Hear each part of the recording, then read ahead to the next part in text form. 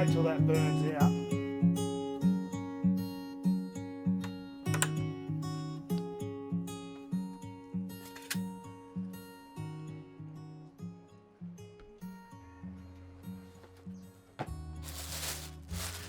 Here we've got the Skull Island tiger prawns, U6, 6 to a pound, caught in the Gulf of Carpentaria in the Northern Territory. They come in these boxes, these 3 kilo boxes. They're all IQF frozen, so you don't have to use the whole 2 kilo box at once. They just come apart. You can even see these ones down the bottom. You can break them up really easily. Out they come. So today we want 6 or 7 prawns for the boys. They're in there ready to go to defrost. Cover them back up in the freezer, good to go for next week. Today we've got our MB9 Mr. Wagyu beef cube roll, aka ribeye. We'll rip a couple of steaks off this. We're just going to mark them out first, just so we know our thickness and we get them all sort of uniform. Just a little slice in the top, just so we know where we're going. I'm going to make them nice and thick, why not? And then one big motion, you want a nice big sabre type knife like this to cut them nice and even. Minimal strokes.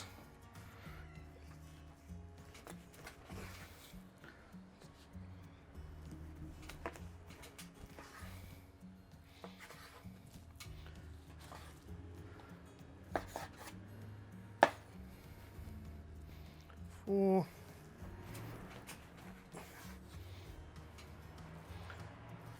Have a look at the marbling in that. That is beautiful. Some of Australia's best beef there. F1 Wagyu beef. So it's Wagyu crossed with Black Angus, which I think is a better steak than a purebred Wagyu. I think you get the beefy flavour and richness of the Black Angus and the intense marbling and creamy mouthfeel of the Wagyu. It's the best of both worlds if you ask me. So I'll set that bit aside and go to these, line them out. All you need to do with these, the only seasoning you need is a bit of salt. You don't need to oil the steaks. There's enough fat in there, they'll oil the grill grates themselves. So we just go with a bit of beautiful flaky sea salt. Plenty on there, these are big steaks. Go nice and high when you season, don't go down low because you won't spread out your salt enough. Hold it up high and you'll spread your salt out much more evenly. Flip them over.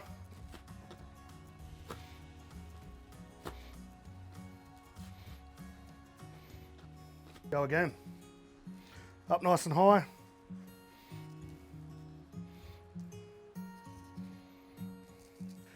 Just a little bit on this Wagyu beef, this F1 Wagyu. Once upon a time you could only get this beef from Mr. Wagyu in a restaurant. Since the COVID-19 deal, you know, he started to go out to the public and it's blown up. Everyone's loving it. I get that many comments of people that have bought it and they just say, Rutts, that's the best beef I've ever had. We've had Wagyu, we've had Black Angus, we've had grass-fed steaks, but when you combine both worlds for the Black Angus cross Wagyu, I personally don't believe there's a better steak.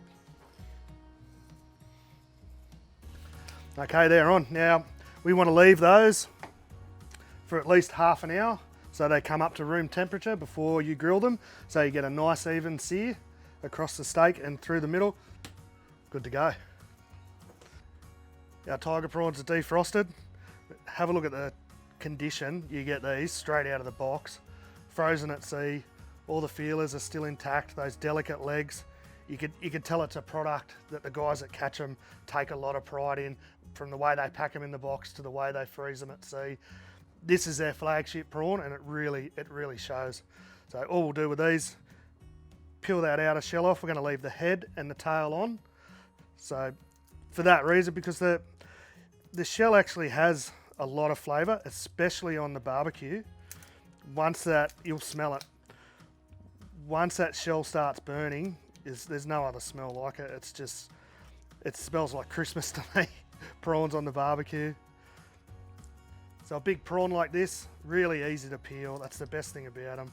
There's nothing worse than trying to peel 20 or 30 tiny little king prawns. Boom, straight off. Next one, start here up near the head, crack it halfway. Crack it, crack it, crack it, and they're all half off.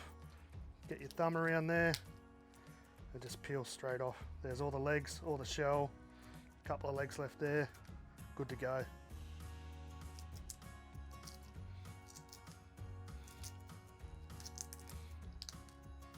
It's a really cool fishery, this tiger prawn fishery in the Northern Territory in the Gulf of Carpentaria around to Queensland as well.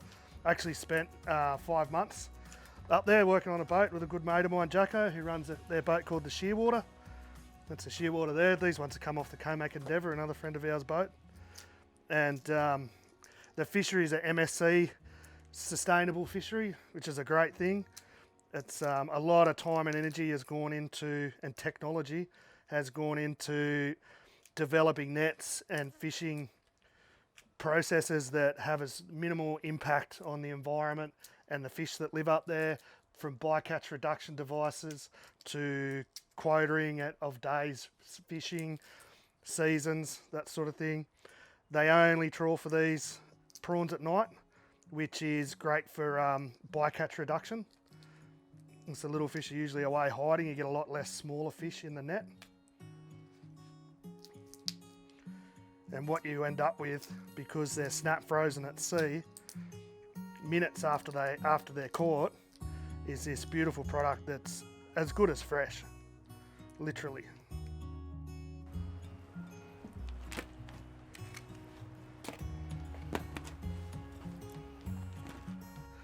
So we'll hit these prawns with a bit of kunami seasoning.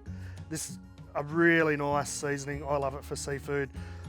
It's got a bit of kosher salt, black pepper, garlic pepper, togarashi, which is a Japanese seasoning. It's got a little bit of spice, bit of chili, sesame seeds, dehydrated orange, seaweed, ginger, coriander.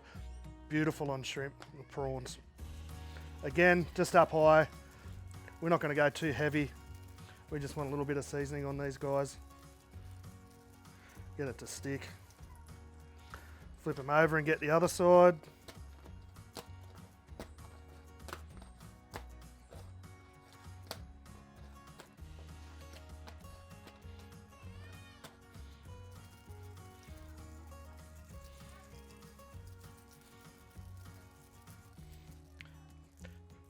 Beautiful. And we'll just go over with a light coat of olive oil. You can use any oil you want. Sesame oil is good with this, going with the Asian sort of flavours. That's enough. Just spread it around a little bit. Get some on the other side, roll them around. That'll be good to go. That seasoning will stick on there a little bit better with the olive oil as well. Just move them around. You don't have to coat them, you're not painting the house. And that's it, they're ready to go. All right, our barbecue is up to temp, 275 Celsius dome temp. That's plenty hot enough to grill these steaks on these grill grates.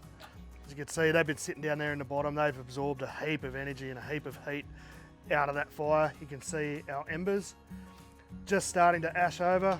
That means we're going to get nice even heat off these. And we'll just give them a little bit of a stir up, just so we've got a nice even spread of the embers. Oh yeah, they're hot.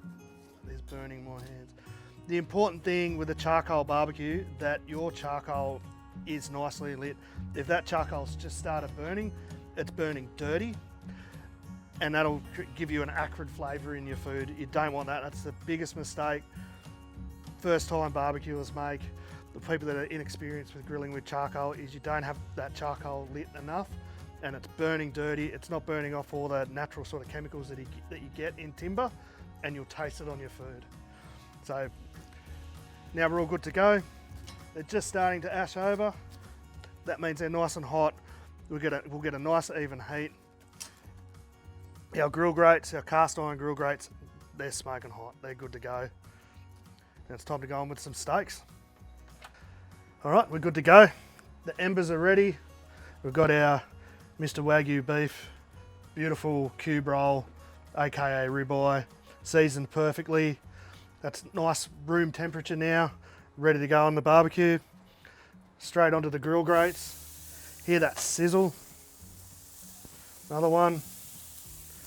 Now the important thing to remember, especially when you're using really hot grill grates, is if they're not hot enough, you might find they stick to the grill grates. That's okay, because once that Maynard effect happens and the steak will release by itself, you should never try and pull your steak off the grill grates and force them off, because you'll just ruin your grill marks, you'll ruin your steak, when if you just could have waited another minute, 2 minutes, they would have released by themselves. Same thing with fish. If you're doing fish skin side down, you'll ruin your nice crispy skin fish. Anyway, we're grilling steaks today.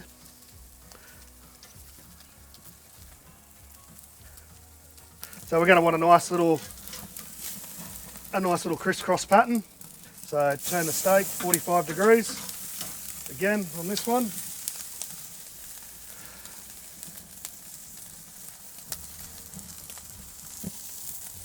The beauty of these Kamado Joes and the flexible cooking rack, you can see we've got a bit of flame there as the fat renders off and burns into the fire. We started off down low. To stop that, we could just lift this up a little bit higher. Now our steaks are further away from the heat source and the flame. You won't get that acrid taste you can get from too many flames hitting your steaks. We'll just check our internal temp. 30 degrees, they're halfway now. So we'll flip these onto the other side.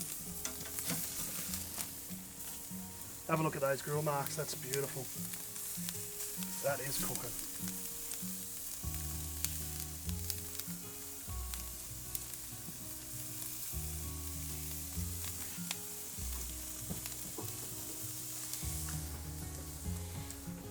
Our steaks have been in there for about 5 minutes. Grilled on both sides. We're just going to check the internal temperature just to see for doneness. In the first one, 53 degrees internal temp. That'll rest out to about 55. That's a perfect medium rare. This other one, 53 again. That's our target temp for medium rare. That'll carry over to about 55, 57 degrees. That's what we want. You don't want to pull them off too late, or you'll carry over and your meat will end up medium or well done if you're not careful. Take them off onto our tray. Very good.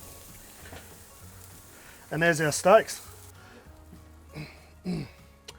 We'll let these rest now. We want the moisture in the steak to go back to the middle. We've started drawing all the moisture to the surface with the high heat. Now we want to let this steak cool down and relax, and that moisture will work its way back into the meat as it cools, and we'll have a nice juicy steak. You won't just cut the steak and end up with a big pool of juice on your plate. It'll stay in your steak. Now while our steak rests, we'll cook our prawns. These beautiful big tiger prawns. The steak's going to rest for at least 5 minutes, which is ample cooking time for these prawns.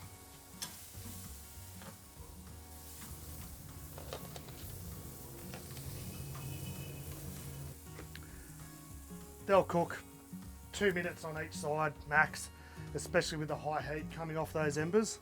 And this is a product you could eat these prawns sashimi, so you don't have to worry about undercooking them. They're good to go.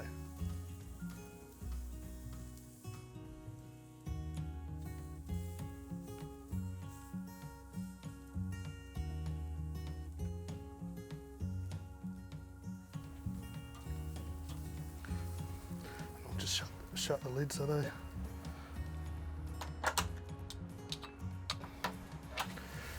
Alright, 2 minutes on that side. These prawns are ready to flip. Look at that. Beautiful. You could smell the flavour in those shells as they burn. The inside of the heads. Quick flip. They're beautiful on both sides. What we can do, we could just drop these down closer to the embers, I think, for the last little sear. And again, that's just utilising our flexible cooking rack and the beauty of the whole system, where you can adjust your heat accordingly, how you need it, depending on where your coals are at, where your food's at. So we'll just drop these down one level. That's 1, 2.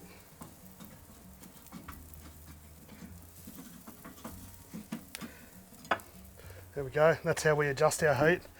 It's a great system.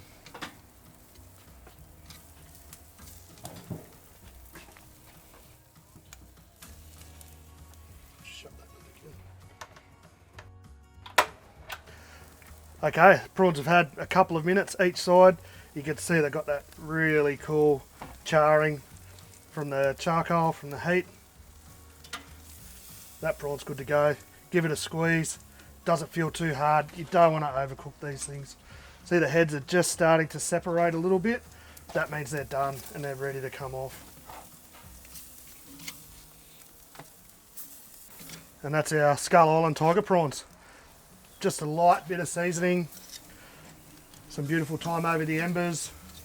Good to go for our surf and turf. Our steaks have rested for 5 minutes. Ready to plate them up. Look at that. That's a serious steak. That is a beauty.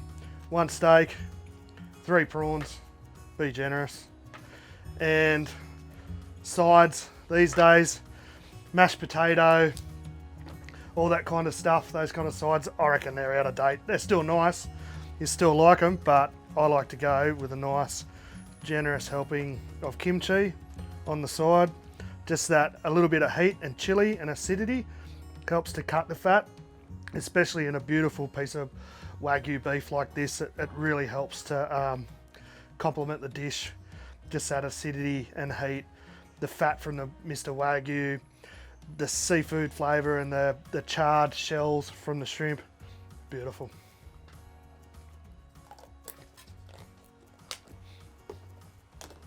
Alright, here's the big tester. We'll go in for this. Beautiful medium rare, not overcooked, not undercooked. Stop it. That's the best flavour beef. I don't care what anyone says. F1 Wagyu, half Black Angus, half Wagyu beef, uncomparable flavour. Got our prawn. Nicely done, not overcooked. Bit of kimchi, bit of prawn, bit of beef. That's the ultimate right there.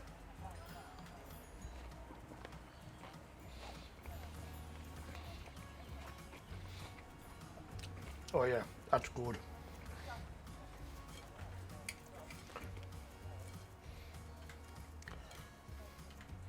Go again. Look at that bite.